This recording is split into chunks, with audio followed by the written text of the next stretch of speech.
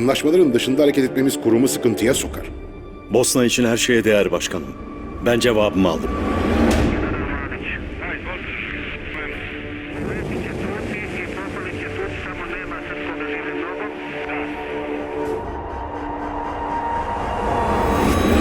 Bosna tam özgürlüğüne kavuşuncaya kadar vazgeçmek yok.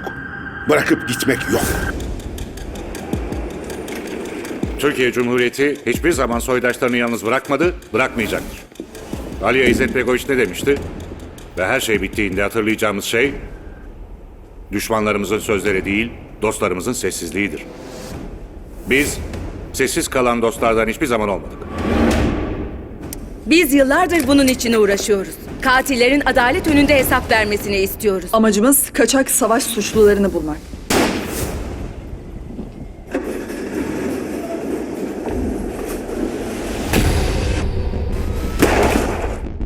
Biz savaşta üstümüze düşeni yaptık. Karşılığı ya ölüm ya da fareler gibi saklanmak ne olacak daha? Peki bu işte başka kimse var mı? Tahminin var mı? Var. Onun yanına gidiyoruz. Otkudati. Da. Yaruski. Zaman aşımına uğramayan tek şey haktır. Hele ki bu hak, Bosna Savaşı'nda öldürülen masum çocuklar, suçsuz kadınlar, savunmasız insanların hakkıysa, zaman ne kadar geçerse geçsin, o hesap sorulur.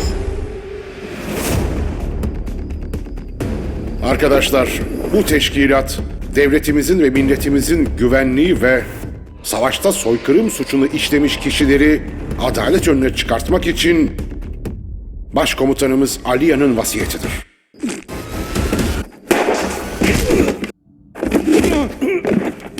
Sen Bosna'ya aşıksın. Ben hem sana hem Bosna'ya aşığım.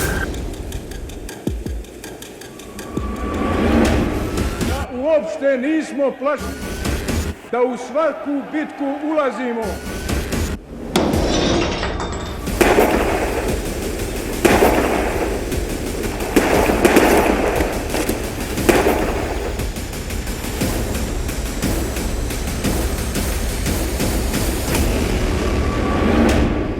Srebrenica katliamı 95 yılı.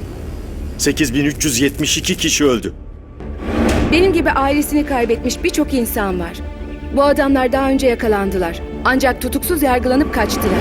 Sanıklar sivil vatandaşlara işkence yapmış, masumları katletmiş, boşnak kadınların ırzına geçmiştir. Bu topraklarda en büyük ve en güçlü olanlar değil, yalnızca cesur olanlar kazanır.